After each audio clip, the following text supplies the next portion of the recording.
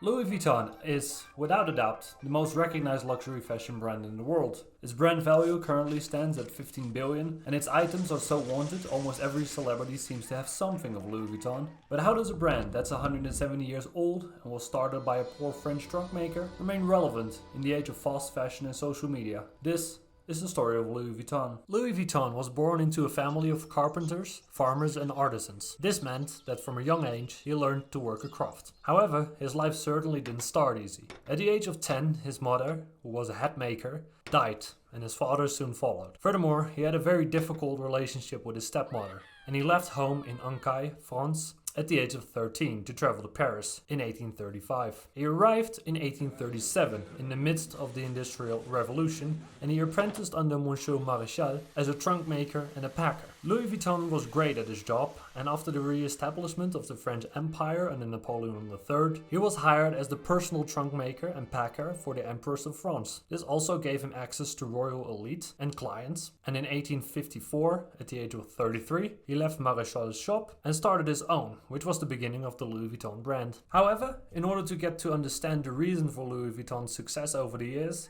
we have to look at what kind of products they make and how they're marketed. Let's start with their products. One of the top reasons why Louis Vuitton has been such a popular brand amongst the elite is because they produce products nobody else makes. For example, when Louis Vuitton opened his shop in 1854, he was the first one to make a flat-hooded trunk made of canvas. At the time, the norm was to make round-hooded trunks and ones that were made of leather. Louis Vuitton went with a flat-hooded trunk because it was easy to travel with. Also, he used canvas because it was much more durable and reliable than leather. At the same time, he also invented the first ever pick-proof lock, and he kept all lock patterns safely in his workroom.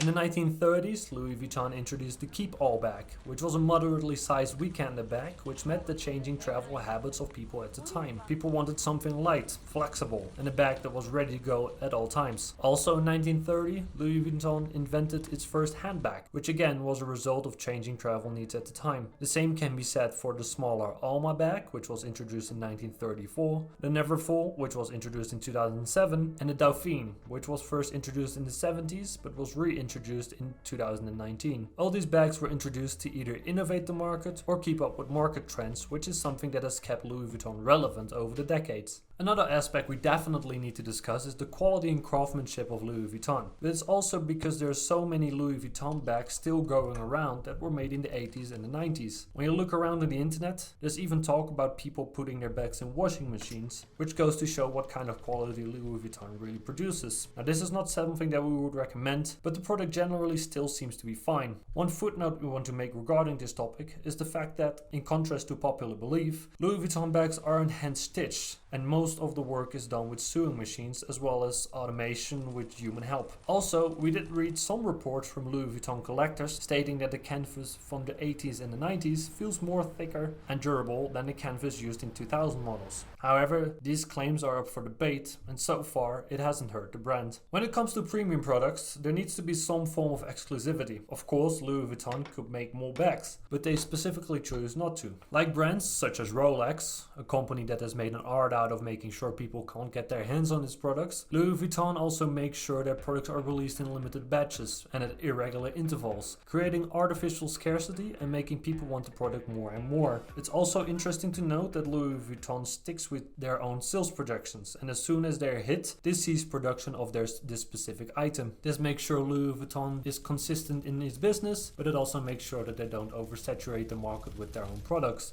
Now, all of these factors combined mean that the brand is and has always been popular with royalty and celebrities. From the Empress of the French in the 1850s to Coco Chanel in the 1950s, and from Kate Moss in the 90s to Madonna in the 2000s and to Kanye West in more recent years, everybody loves Louis Vuitton. It's interesting to note that Louis Vuitton also heavily invests in these relationships with their celebrities. For example, they throw private parties where they introduce new collections, and at these private parties, celebrities can get their hands on these items first, again creating a strong bond with celebrities and aiding in exclusivity. Now, one thing that celebrities generate, which is important for Louis Vuitton, is media attention. Celebrities get photographed with Louis Vuitton, this generates free press and raises market demand. Louis Vuitton then makes a quality product, meeting the demand of celebrities, and makes sure it doesn't make too much so that the product still remains exclusive. Exclusivity again means celebrities want to get their hands on the product, and the circle continues. In the end, Louis Vuitton is a prime example of luxury fashion production and marketing done right.